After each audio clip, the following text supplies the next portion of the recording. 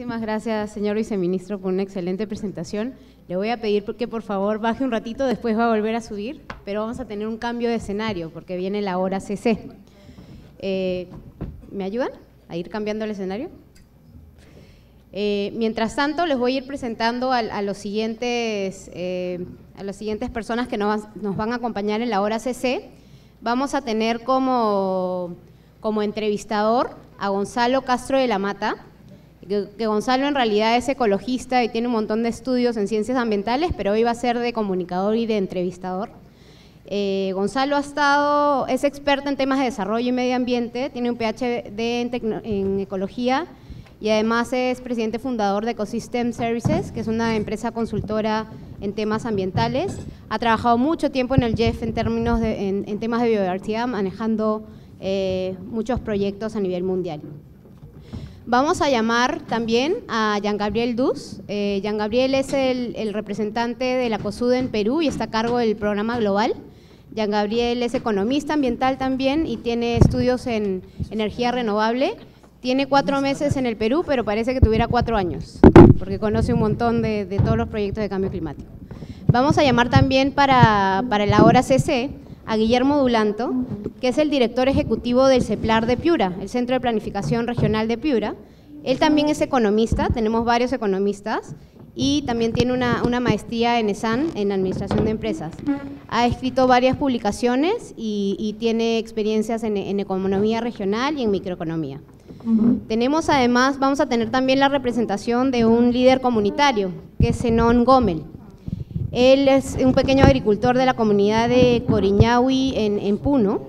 Es ingeniero agrónomo con un montón de estudios en agroecología, agricultura y desarrollo comunitario, y ha sido además galardonado laureado con un premio Rolex a iniciativas ambientales. La última persona que presento es Pedro Lerner, del sector privado. Pedro tiene estudios en ingeniería eléctrica, mecánica en el MIT, es un especialista en hidroenergía. Es gerente general del Platanal, que ha sido de las primeras hidroeléctricas en acceder a bonos de carbono, y además es presidente del patronato de Noryauyos. Como ven, tenemos un panel de lujo. Lo que queremos de este panel es que básicamente nos cuenten su perspectiva, ¿no? Desde la perspectiva, desde la comunidad, del sector privado, de la región, de la cooperación, cuál es el rol que creen que juega su institución o su función en este nuevo contexto de cambio climático. Les voy a ir, ahorita, mientras termina lo del telón, también vamos a tener una oportunidad de hacer algunas preguntas, pero estamos un poco con un tema de tiempo. Entonces, ahí en sus carpetitas hay unas hojitas para que hagan preguntas, las pueden anotar, y van a ver unos chicos. ¿Dónde están los chicos? A ver, levanten la mano. Ahí está, chicas. Las chicas jóvenes que van a estar recogiendo esas preguntas y las van a estar centralizando en los equipos temáticos para que las filtren al panel. Por favor, a los invitados del panel, un fuerte aplauso. Gabriel y el viceministro Quijandría, ya, y por favor, Adrián, ¿nos acompañarías también?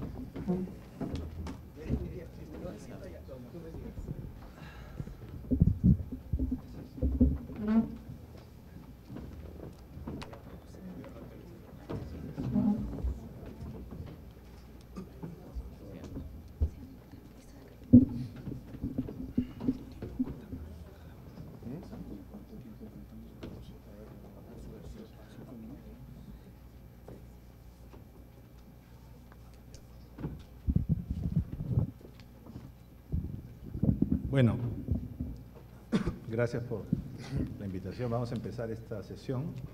Es un formato nuevo para mí. veo que como acá todos somos ambientalistas, a mí me han reciclado y me han vuelto entrevistador. Así que vamos a ver cómo sale esta ronda. Lo que yo voy a hacer es una serie de preguntas a los panelistas, un poco para estimular el diálogo y la conversación. La primera pregunta es para Jean-Gabriel Dus, que viene de COSUDE, la cooperación suiza. Y un poco, Jean-Gabriel, dinos cuál es el papel que juega la cooperación en países como el Perú en temas como el cambio climático. Gracias. Entonces, el COSUDE, la verdad, me siento muy cómodo de estar hoy día en esta posición, que es una posición un poco nueva para mí también.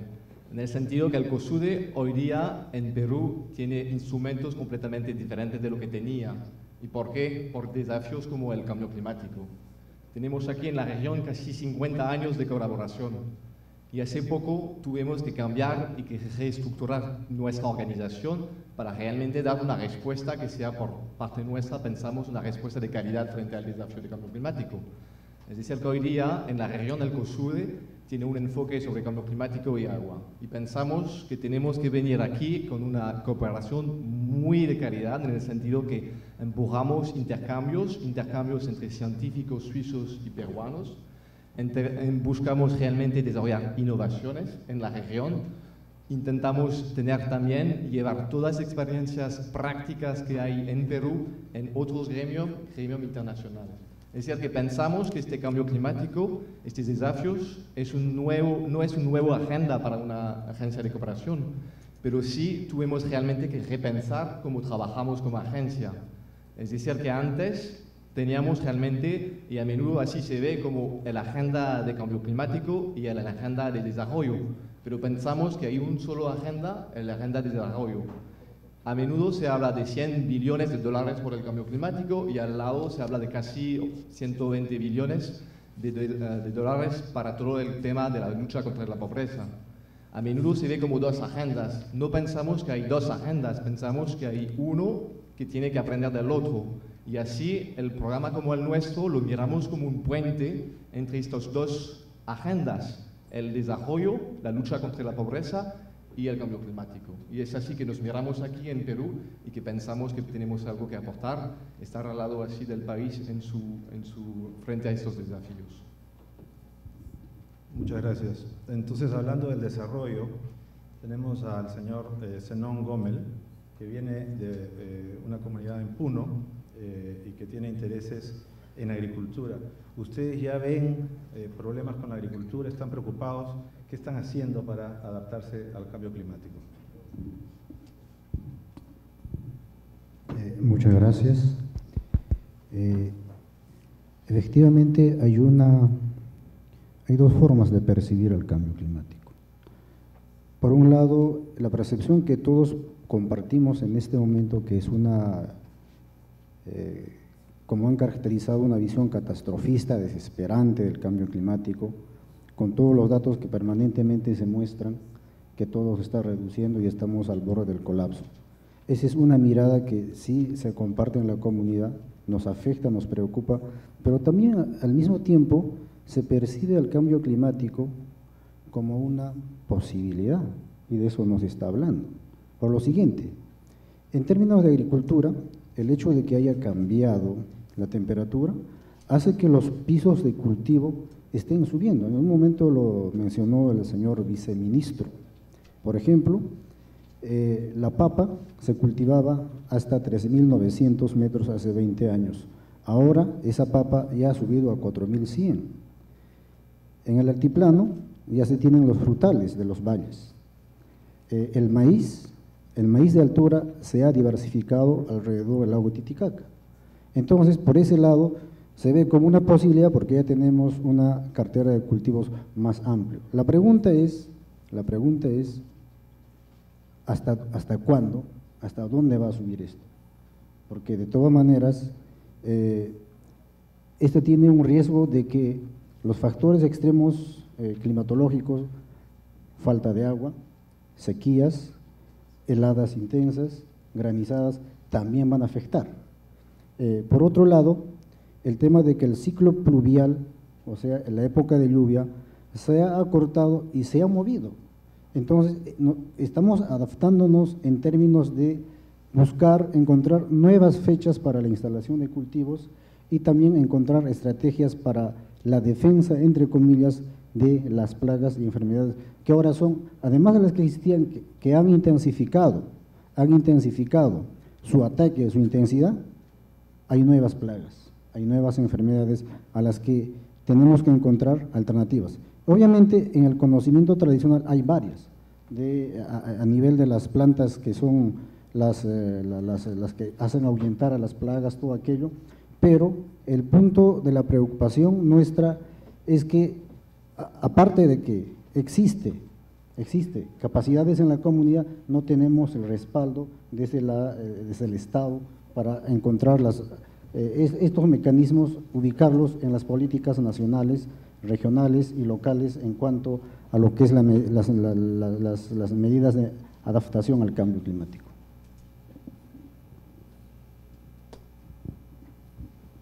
Muchas gracias, muy interesante ese ángulo que le da el señor Gómez. La pregunta al señor Guillermo Dulanto, que viene más bien de una institución de planificación regional en Piura, que entiendo que han avanzado mucho en este tema. Explíquenos cómo planifican a nivel regional y realmente qué es lo que se puede hacer, hasta dónde se puede llegar con la planificación ante fenómenos que tienen potenciales efectos tan grandes como hemos escuchado hace un momento. Muchas gracias. Bueno, en primer lugar, buenas tardes con toda la audiencia. Quería aprovechar también para felicitar a los expositores que nos han precedido. Brillante las dos exposiciones. En el caso de Piura se han juntado varios temas que han permitido que Piura tenga un cierto liderazgo en la forma como se está abordando el cambio climático. En primer lugar, hubo un fenómeno del Niño, el año 97 y 98, que afectó muy fuertemente la región. Luego hay dos universidades de muy buen prestigio en Piura que han generado profesionales de muy buen nivel, que luego han ido pasando a trabajar a la cooperación internacional o al mismo gobierno regional.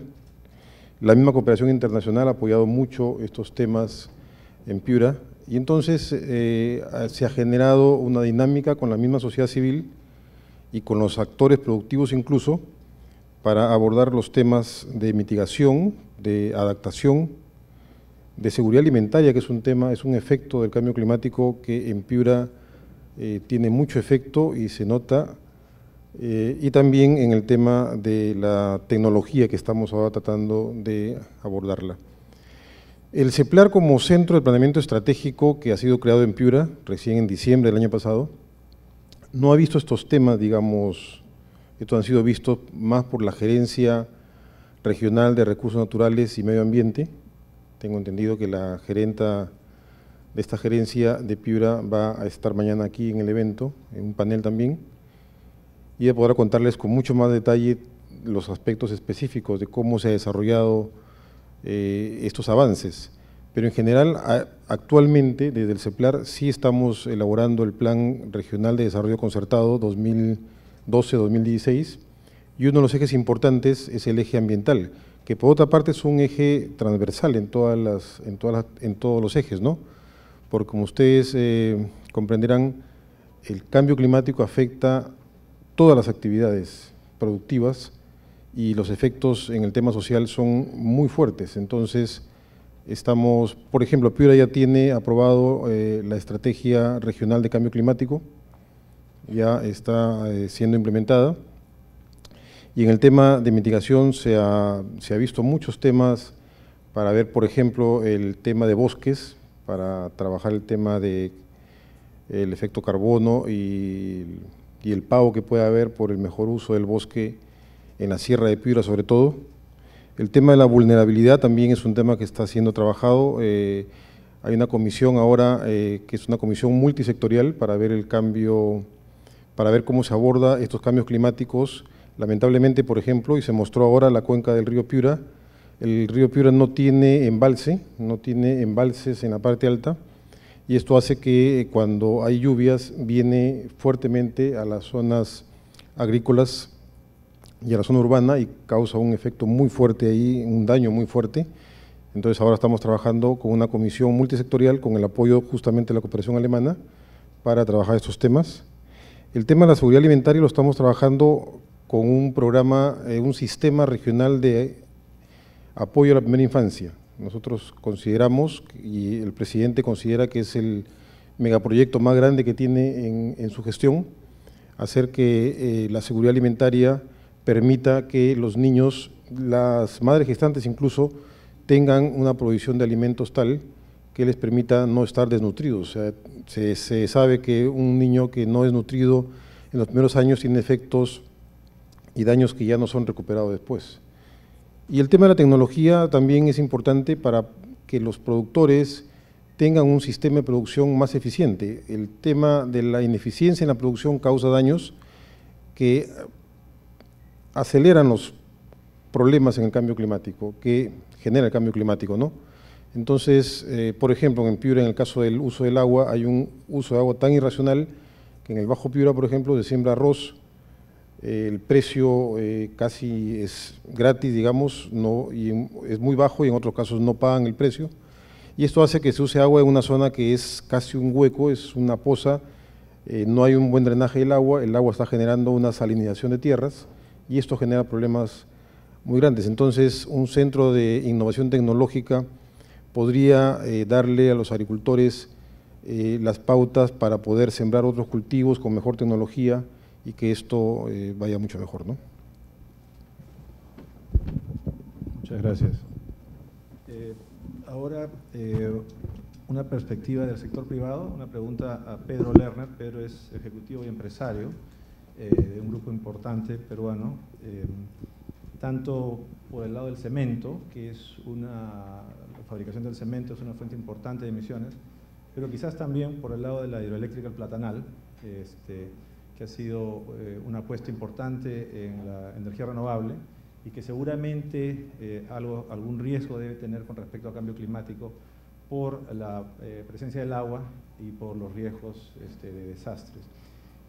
Pedro, ¿cómo ven ustedes como empresarios el cambio climático? ¿Cómo pueden abordar estos riesgos desde el punto de vista privado? Desde donde estamos nosotros, que es el sector de aprovechamiento de recursos naturales, hidroenergéticos, en el caso específico de la hidroeléctrica El Platanal, básicamente somos uno de aquellos sectores que son directamente afectados por los efectos directos del cambio climático en lo que se refiere a la disponibilidad del recurso hídrico. Entonces, dentro de los múltiples efectos que hay, uno de los más sensibles, porque es además aquel en torno al cual se genera probablemente la mayor conflictividad, es el tema del agua, ¿no? Y en esa línea es de mucha preocupación e interés del sector energético, minero energético en general, por diferentes razones, ¿no? Unos porque nos afecta directamente en el proceso productivo, en el negocio propiamente dicho, y dos porque también como resultado del efecto de la posible disminución de disponibilidad de agua, entramos en un conflicto y una disputa por la utilización de los recursos, sea que esta disputa sea real o percibida por los diferentes agentes y grupos de interés que se encuentran alrededor de nuestras actividades. Para nosotros, específicamente en el caso de la hidroeléctrica El Platanal en la cuenca del río Cañete, el énfasis lo hemos puesto en la conservación de los recursos hídricos y de las posibles, la protección de los recursos hídricos en la zona alta, que es donde estos se generan, ¿no? Le hemos puesto desde un primer momento, dentro de la misma concepción del proyecto y de nuestro quehacer, mucho énfasis en el afianzamiento hídrico de la cuenca, en una gestión del recurso hídrico integral a nivel de cuenca, viendo permanentemente cuáles son todos los elementos que están relacionados justamente por la cuenca, ya sea el asunto de la agricultura, el tema de hidroenergía, el tema de especies acuáticas, el tema del uso de agua para efectos turísticos y recreacionales. es fundamental tener esta visión holística o integral o de cuenca para poder tomar decisiones y tomar, digamos, posiciones que nos permitan viabilidad en el largo plazo, ¿no? Es por eso que nosotros hemos promovido, impulsado un patronato para darle soporte a la Reserva Paisajística Nor Yauyos Cochas, que es un área natural protegida en la cabecera del río Cañete en Yauyos, con un especial énfasis en generar capacidades para un desarrollo, digamos, de las poblaciones locales, con mucho énfasis en el trabajo y adaptación frente al cambio climático, ¿no? Y básicamente tratando de transmitir y trabajar de manera participativa o generar la conciencia y el apropiamiento por parte de las poblaciones locales de la necesidad de conservar el recurso hídrico a través de diferentes iniciativas, bueno, que podremos detallar, pero son múltiples las iniciativas que tienen que ir orientadas a la conservación del recurso.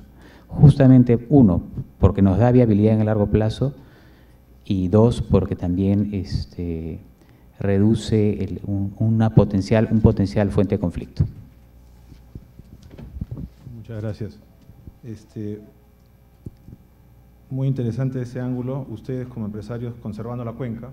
Este es un foro en el cual están los distintos sectores, pero hemos escuchado bastante sobre planificación y sobre el rol del Estado. ¿Qué tipo, nuevamente para Pedro, qué tipo de rol tú le ves al Estado como apoyo a lo que ustedes como privados tratan de hacer conservando estas cuencas? ¿Qué es lo que realmente el Estado a nivel regional o a nivel nacional podría hacer para que ustedes sean menos vulnerables o puedan operar mejor en estos esfuerzos? Yo creo que la clave la dio el viceministro en su exposición, que es el tema de la transversalidad de las iniciativas y del tema de agenda del cambio climático, ¿no? A veces las dificultades se dan cuando empieza a haber sectorización del tema y cuando cuando la visión de uno de los sectores es distinta a la de los otros, ¿no?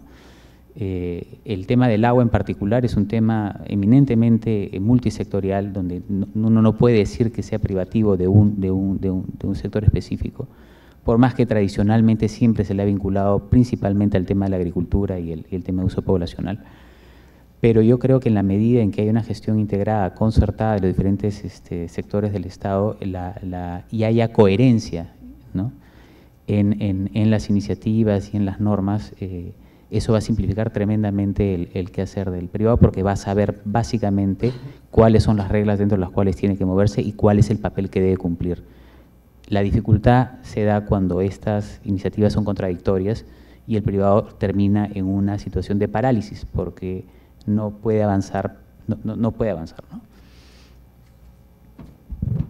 Muchas gracias. Una pregunta muy similar a Zenón Gómez.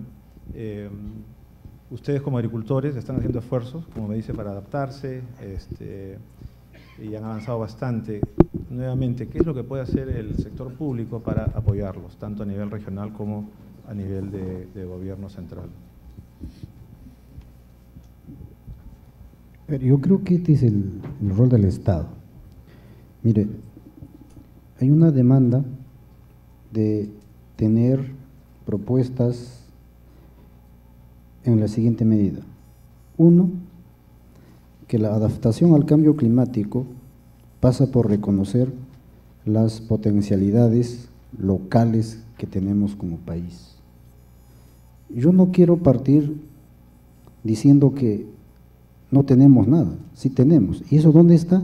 Está en las comunidades campesinas indígenas, que por lo menos 10.000 años de historia han tenido capacidad, resiliencia para adaptarse a diferentes cambios climáticos que históricamente han ocurrido, salvo el de ahora que ha sido muy acelerado. Entonces, recuperar ese conjunto de prácticas adaptativas en agricultura, que en este momento está en las comunidades campesinas, ponerlo como base en las políticas nacionales, sobre el cual añadir las otras propuestas, otras experiencias que se tiene en otros lados. Yo creo que esta sería una propuesta más legítima y, si quieren, más nacionalista, más peruana, sobre la base de nuestros conocimientos, enriquecerlos con otras estrategias. y que esto sea política pública. Política pública, finalmente tendrá que pasar por proyectos PIF, qué sé yo, a fin de que tengamos estrategias más a la mano y quizás más baratas. Porque yo siento que en este momento nos reunimos en muchos foros de este tipo, yo no sé cuánto dinero gastamos acá, pero no estamos haciendo cosas concretas en este momento en las comunidades o en cualquier otra actividad que demanda de prácticas de adaptación o mitigación. Entonces, para mí eso es clave, reitero, que las estrategias de adaptación tienen que tomar en cuenta las prácticas, conocimientos locales, tradicionales que existen y al cual añadir con otras experiencias. Muchas gracias. Ahora quizás un poco regresando a la cooperación internacional con Jean Gabriel, existen muchísimos proyectos de desarrollo, los hemos visto. Si vemos hacia atrás, yo veo como un horizonte con lápidas, un cementerio de proyectos que van y vienen, pero el tema principal es cuál es el cambio que estos proyectos pueden producir, o sea, la sustentabilidad de estos proyectos. Se acaba el proyecto y muchas veces queda poco por detrás. En tema de cambio climático, ¿cómo ustedes conceptualizan la labor de un proyecto para que realmente tenga un impacto sostenible y para que pueda ayudar a personas como Zenón en lo que están tratando de hacer? Sí, en este campo me parece que uno hay que ver un poco detrás lo que ha sido un poco la experiencia de la cooperación. Hay mucho que aprender y todo lo que está mencionado aquí es cierto, ya hay muchísimas buenas experiencias que hay que retomar. No es porque hoy día se habla de nueva agenda, nuevo financiamiento, que hay que olvidar todo este pasado. Se habló, por ejemplo, de las políticas públicas. Me parece que en Suiza también hay una gran reflexión sobre esas políticas públicas. Un tema importante que yo veo es toda la coherencia. Antes de ver lo que hay que hacer de nuevo, hay que ver ya lo que es coherente hoy día con lo que tenemos. Eso es ya un aspecto. Y luego mirando hacia el futuro, es cierto que vienen ahora estos fondos, que son fondos adicionales. Hoy día se nota, por ejemplo, en el caso de Perú, un montón de nuevas iniciativas que refleja un poco también al nivel internacional, un poco este caos cuando ya hablamos de lo que es el financiamiento para el cambio climático. Hay este financiamiento que estábamos hablando del tiempo para mañana, pero hoy día ya se necesita acciones. Y se mira y se nota que por parte de la cooperación internacional no somos los mejores para realmente coordinarnos. Y por eso que veo un espacio como este como realmente algo clave, es decir, que no hay que esperar muchísimo por parte de la cooperación internacional o por parte de este diálogo internacional en el sentido de coherencia y coordinación, pero más al nivel nacional. Y veo un espacio como este Interclima como algo muy importante. Demuestra que aquí, en nivel de los países, hay realmente capacidades para luego recibir estos fondos, aprovechar toda esta experiencia del pasado para llegar hacia resultados más amplios en el futuro. Muchas gracias. Pedro Lerner mencionó la necesidad de que las políticas públicas sean coherentes, romper la sectorialidad de las políticas, de mejor integración. Guillermo Dulanto, a nivel de las regiones, ¿cómo ven ustedes ese desafío? ¿Cómo se puede planificar en forma intersectorial? Sí, yo quería tomar las palabras iniciales sobre cuál es el rol del Estado que debe existir aquí, ¿no? Y se mencionó que hay que trabajar simultáneamente retos a la agricultura, el sistema alimentario y el tema de cambio climático de manera simultánea. Esto requiere un Estado muy eficiente y nosotros, por ejemplo, en el caso de Piura, lo que se vio es la necesidad de crear un sistema regional de gestión ambiental, de manera que se articulaba ahí todas las actividades del sector público, tanto en los niveles nacional, regional y local, como también a nivel transversal de todos los actores en la sociedad civil, Estado, privados y la cooperación internacional. De manera que en este sistema regional de gestión ambiental, que tiene su comisión, que es la Comisión Ambiental Regional, que es la parte operativa que trabaja estos temas, se han trabajado muchos temas como el tema de institucionalidad, biodiversidad, gestión de riesgos, calidad ambiental, y temas transversales, como el tema de la zonificación económica ecológica, en el tema de gestión de territorio, en el tema de recursos hídricos. Se ha trabajado mucho la institucionalidad del cómo se gestionan los recursos hídricos. Entonces yo creo que el Estado tiene que tener un rol coordinador. Hay muchas actividades, a veces cada una por su lado, y lo que sí no tiene que hacer el Estado, que también se mencionó, es el tema de no generar externalidades negativas, ¿no? Que las políticas no generen más bien efectos perversos. Nosotros en el gobierno regional, por ejemplo, estamos tratando de coordinar, porque puede ocurrir el caso de que hasta dentro de una misma entidad como el gobierno regional pueda una gerencia hacer una cosa y una otra. Este sistema, por ejemplo, de gestión ambiental lo monitorea la Gerencia de Recursos Naturales y Medio Ambiente, pero no tenemos una gerencia de desarrollo económico que hace promoción de inversiones y busca que la actividad económica aumente, y ya hemos visto ahora que un mayor crecimiento económico es bueno, pero puede generar efectos colaterales.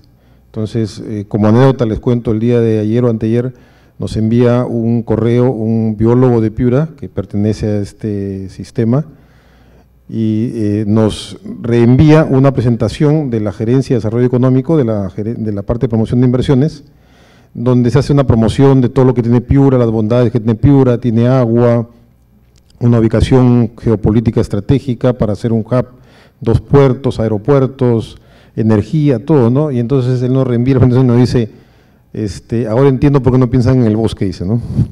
Es decir, la Gerencia de Desarrollo Económico hace una promoción y dice, vengan, inviertan. Claro, no es necesario que pongan quizás que hay bosques en Piura, pero quizás, como es un tema transversal, a la vez que yo promociono las inversiones y digo que quiero crecimiento, debería también en esos temas tocarse el tema de cambio climático, el tema de responsabilidad en el tema ambiental. Entonces yo creo que la labor del Estado es fundamentalmente esa, ¿no? Para que los productores sientan realmente, ¿no? que el Estado hace algo, las políticas deben ser coherentes, juntar los esfuerzos de todos, y de manera que se hagan estas intervenciones de la cooperación con estudios que realmente son importantes y que sí tienen resultados. Nosotros en Piura tuvimos cooperación española para la cuenca del Catamayo-Chira. El Catamayo es el río en Ecuador y se convierte en el Chira en Piura. Y han hecho una serie de estudios que nos han permitido manejar la cuenca con mejor criterio, y es evidente que nosotros no podemos hacer mucho en el tema del cambio tecnológico. Ya hemos dicho que somos una economía pequeña como país, incluso a nivel mundial, pero en el caso de adaptación sí estamos haciendo mucho con estas ayudas y con estas políticas, ¿no? Muy bien, muchas gracias. Quizás ahora un poco darle la palabra a los expositores del bloque anterior, empezando por el viceministro Quijandría. Ha escuchado los que vendrían a ser sus clientes, son usuarios de los servicios del Estado, y se ha hablado de la necesidad de evitar contradicciones en las políticas públicas, la necesidad de que sean transversales. Ya en forma más concreta, ¿qué es lo que puede opinar sobre lo que ha escuchado de estas intervenciones? Gracias. Sin duda, el proceso de integración de las políticas en una misma lógica es el que necesitamos acelerar. O sea, necesitamos lograr que la intervención de los diferentes actores del gobierno nacional y de los otros niveles de gobierno se integren en una lógica alineada. O sea, que no tengamos decisiones o puntos de vista divergentes respecto de un tema que tiene que ser abordado en sus varias dimensiones. O sea, todos compartimos la idea de que cuando tenemos un problema tan complejo como el tema del cambio climático, intentar abordarlo con una visión sectorial, separando su porción específica para cada sector, no tiene sentido y finalmente no genera una solución óptima. El tema concreto tiene que ver con tener espacios de coordinación de las acciones que en gran medida, en el caso del Perú, están ocurriendo cada vez más al nivel más local, al nivel del gobierno regional, al nivel del gobierno local. Si uno lo ve en términos pues, de estos procesos de planificación o procesos de concertación de políticas, de concertación de acciones, cuando uno ve el tema de desarrollo vinculado a los temas ambientales o al tema de cambio climático en los niveles locales, son las mismas personas las que están discutiendo los temas de pobreza, los temas de posibilidades económicas, los temas de cambio climático. Esa medida que uno va subiendo en el nivel, que se empiezan a separar los grupos y uno ya a nivel nacional tiene a los ambientalistas discutiendo una cosa distinta de los que están discutiendo los temas de salud, o sea, son ya públicos distintos.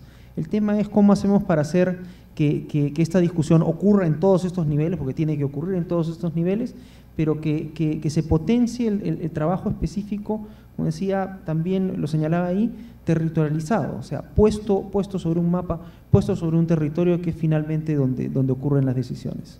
Y eso pasa por un proceso de descentralización efectivo, de entrega de capacidades, de entrega de recursos y de responsabilidades a los diferentes niveles de gobierno. Gracias. Adrián, has escuchado los desafíos en este pequeño panel. ¿Cómo ustedes, ya sea en México o en tu experiencia internacional, si puedes traernos un poco de las soluciones que han funcionado en otros contextos que quizás nos puedan ayudar acá en el Perú? Gracias. Quizás hacer un par de comentarios, si me lo permiten, y teniendo aquí a compañeros de la cooperación internacional. A mí me llamó mucho la atención cuando vi el flyer, el folleto del evento, que había un número muy importante de organizaciones, varias de ellas agencias de cooperación, por supuesto compañías privadas. Parece que hay un elenco de actores muy importantes. Un comentario de la cooperación internacional, y aquí quizás si hubiera oportunidad más tarde, Jean Gabriel, escuchar tu opinión. ¿Cómo lograr la coordinación entre todos ustedes? Y como tú bien señalabas, hay recursos frescos adicionales que están llegando. Cada una de las agencias internacionales tiene su propia agenda. Claro que se comparten, se sobrelapan, se sobreponen partes importantes de esas agendas, lo cual no es negativo necesariamente siempre y cuando haya mecanismos de colaboración. Esto normalmente no hay de manera explícita y se da un poquito casuísticamente, entonces quizá conocer la opinión. En el Perú, ¿cómo se ponen de acuerdo para que 3 agencias de cooperación no paguen por un mismo inventario de emisiones y para que no queden huecos por ahí sin atender? Y también no solo es cuestión de sumar recursos de manera óptima, diferentes agencias de cooperación pueden estar colocadas con mayores posibilidades o reflejos para responder, para atender algunas cosas, y lo digo abiertamente delante del ministro, algunas agencias de cooperación trabajan mucho más o trabajamos más con grupos no gubernamentales y apoyamos el que haya presión positiva, digamos, sobre los gobiernos.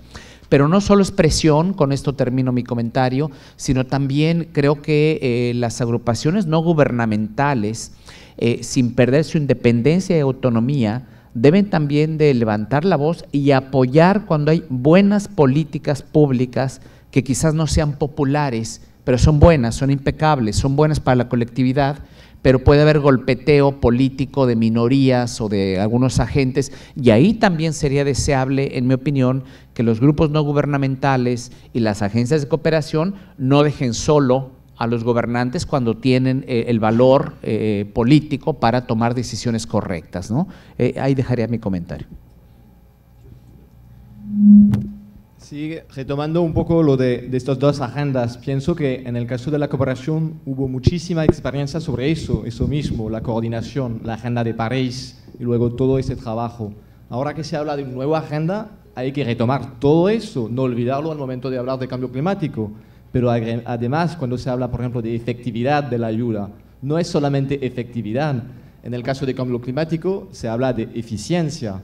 se habla de equidad. Son nuevos temas del cambio climático que hay que retomar en el caso de la ayuda internacional también. Entonces, es un intercambio entre estos dos mundos, estos puentes son importantes y sí, yo pienso que tenemos muchísimas buenas experiencias. Pero lo diré de nuevo, por caso nuestro, tengo la impresión que la cooperación internacional no somos buenos para coordinarnos. Pienso que el motor de la coordinación viene del Estado, viene de los gobiernos regionales, de eso viene el motor. Y tengo la impresión que aquí, y un buen ejemplo es este Interclima, no es la cooperación internacional que se reunió y que se coordinó, ha sido bajo el liderazgo del ministerio. Y es eso realmente la coordinación, pienso yo. Entonces, es un buen ejemplo el caso de este evento, que me parece que es una muy buena práctica y que hay que seguirla. Muy bien, son la 1:30, es hora de almuerzo. María Paz, hay algunas preguntas acá, las hago, nos quedamos 5 minutos. Ya, más que una pregunta, quizás darle la oportunidad a alguien acá en la mesa que quiera comentar algo específico que está en el aire. ¿Sí? Quería comentar sobre el tema de la pregunta de la cooperación y la respuesta también de la coordinación. Es cierto, el tema de la cooperación internacional no va a coordinar con otra cooperación internacional, digamos, no es su función, ellos tienen un expertise, saben qué tienen que hacer, y claro, es función del gobierno. En este caso, en Piura, en el gobierno regional, se creó hace unos años una instancia que era una plataforma de cooperación internacional, en la cual nos reuníamos con, en el caso de Piura, la cooperación alemana, la cooperación española, estaba la cooperación canadiense, fundamentalmente, y si bien es cierto, creo que no está reuniéndose mucho últimamente, se quedó ya, perdón, se quedó la amistad, digamos, o el conocimiento entre los actores que estaban ahí, y eso permite una mayor coordinación más rápida, digamos, en este espacio territorial, ¿no? Okay. ¿Quieres agregar algo? Sí, estaba pensando también en el caso del sector privado, es decir, que como economista, si hablamos de coordinación, tiene un costo, y eso hay que tomarlo en cuenta cuando se habla de cambio climático y cuando se habla de innovación, y que esta innovación tiene que venir del sector privado. Entonces hay que repensar realmente, como lo hicimos en el pasado, para encontrar nuevos mecanismos, para asegurarnos que los actores principales, en este caso también el sector privado, pueda juntarse a este esfuerzo. Bien, Adrián, sí, por favor. Gracias, muy rápido. Nosotros en el trabajo que estamos haciendo en México, una de las donaciones más grandes que estamos haciendo en términos relativos es a un grupo, al capítulo mexicano del World Business Council for Sustainable Development, como se llame, a esta agrupación de empresarios con responsabilidad social que están haciendo, contribuyendo de manera proactiva a las políticas de mitigación, de adaptación, y que ya dejaron atrás el estarse oponiendo a las iniciativas gubernamentales, sino que están tomando ya el liderazgo porque están viendo oportunidades de negocio. Entonces, lo que quieren es hacer una asociación virtuosa, transparente con el gobierno, que el gobierno dé certidumbre del rumbo, de los estándares, de las metas, y ya ellos están listos para invertir y para hacer mucha plata probablemente, pero en los temas que se requieren. Muchas gracias. Creo que hay… Pedro, ¿quieres? Sí, solamente primero Pedro y después Zenón. Solamente para complementar, hasta donde tengo entendido, la Sociedad Nacional de Minería, Petróleo y Energía está evaluando la realización de un seminario sobre el cambio climático y sus perspectivas en el Perú, que debería darse antes de fin de año. Me imagino que lo anunciarán en su momento. Muchas gracias. La palabra a Zenón antes de pasar a un par de preguntas del público. Bueno, en vista de que ya se acerca el final de este panel, me encantaría rogar a todos los peruanos, al Estado, los representantes del Estado, los tomadores de decisiones, que pasemos de las declaraciones, de las conferencias, a los hechos. Decía, yo no sé cuánto se invierte en reuniones de este tipo, pero no tenemos medidas concretas. Nos contamos en cada reunión de cuánto ha retrocedido el nevado X, pero no estamos haciendo ningún esfuerzo para que ese nevado no retroceda. Entonces creo yo es momento de pasar a la actividad, a la acción. Y esto es porque las comunidades campesinas indígenas tienen en este momento, estamos desarrollando actividades, acciones de adaptación, cuando no, por decirlo, de mitigación. Nada más, ese es mi exhorto. Muchas gracias. Hay una serie de preguntas del público que creo que ya hemos conversado, las hemos discutido, la mayoría de ellas, pero hay dos preguntas que son muy parecidas y quizás para cerrar se las voy a hacer al viceministro Quijandría. Tienen que ver con el agua y los conflictos sociales. Creciente problema del agua, ya lo mencionó también el señor Lerner, lo vemos todos los días en la prensa, y que posiblemente se vaya a agudizar con el tema del cambio climático. ¿Qué perspectivas, qué visión hay desde el Estado peruano para hacer frente a este desafío? Bueno, como señalaba en mi presentación, sin duda el tema de la gestión de los recursos hídricos es un tema de una importancia tal que, como veían cuando mostrábamos la estrategia de cambio climático, ha meritado separarla de todos los otros recursos naturales, de todos los otros ecosistemas o posibles ambientes o recursos que se podrían ver afectados por el cambio climático. Necesitamos tener sin duda una acción de respuesta que integre acciones desde el Estado, desde una lógica de entender el agua como un recurso de múltiples usos y que requiere entonces una toma de decisiones pensada de manera transversal, en la cual superemos la lógica agrarista que hemos tenido en el país respecto de la utilización del recurso agua, que lamentablemente todavía se mantiene. Sin duda eso va a tomar muchísimo tiempo y un trabajo muy fuerte. Esta lógica agrarista ha hecho que demos una prioridad a la utilización de este recurso para la actividad agrícola, lo cual no está mal, pero ese uso se ha hecho de manera extremadamente ineficiente y no puede seguir ocurriendo de esa manera. O sea, no podemos seguir usando el 85% del recurso con el nivel de ineficiencia con el cual lo estamos utilizando en la agricultura. Ahí hay sin duda un tema de agenda, un tema de trabajo conjunto desde el sector público, desde las diferentes instancias responsables del tema del agua, en el sector público, pero también desde la población local, desde los gobiernos regionales, desde los gobiernos locales, en procura de lograr esto.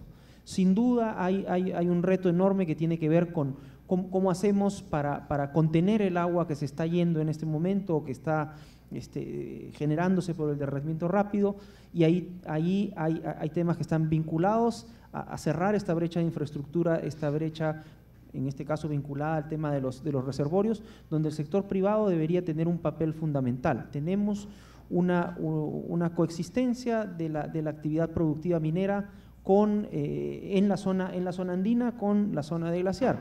Sin duda la actividad minera, o sea, el sector minero debería ser el campeador, debería ser el champion de la adaptación al cambio climático, de la adaptación basada en el tema de la aplicación de la tecnología de punta en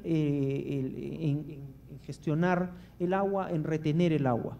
Pero no solamente en retenerla, sino además en conservar o recuperar los ecosistemas proveedores de agua, porque si bien tenemos un glaciar en proceso de derretimiento rápido, a veces resultan más clave los ecosistemas que están en la base de estos glaciares, que son los que finalmente regulan la cantidad de agua y que están sujetos a presión enorme, a presión sea por una actividad productiva comercial o por una economía de subsistencia que ocurre de manera insostenible porque no tiene otra opción. Necesitamos avanzar en esa medida en una integración de esta lógica de atención de un problema asociado a si se quiere, si uno lo piensa en la lógica económica, a un mal público que que tiene que ser atendido por la acción del Estado, pero también por la acción de todos los actores. Y ahí ver un poco cuáles son las potencialidades que nos ofrecen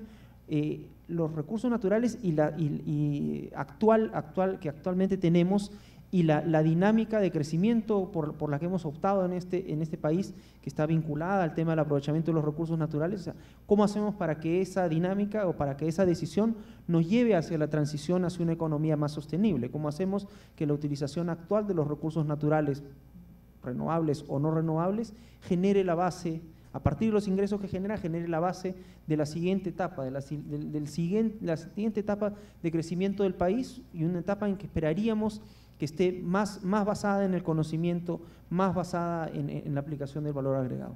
Gracias. Muchas gracias, viceministro. Creo que con estas palabras del viceministro pasamos del agua quizás a la comida, porque es hora de almuerzo.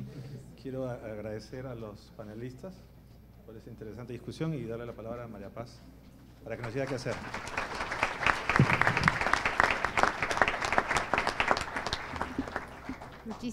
Muchísimas gracias, Gonzalo. Ya con esto sí nos podemos ir a comer. Solamente quiero decirles que a las 3 tenemos en puntito que estar acá, porque muchos de los problemas que se han resaltado acá, de los retos, van a ser parte de la discusión de la tarde. En la tarde vamos a tener ejemplos de cómo en otros países están llevando adelante el tema y cómo el Perú tiene una propuesta para la articulación. Muchísimas gracias a los panelistas y a los expositores. Gracias.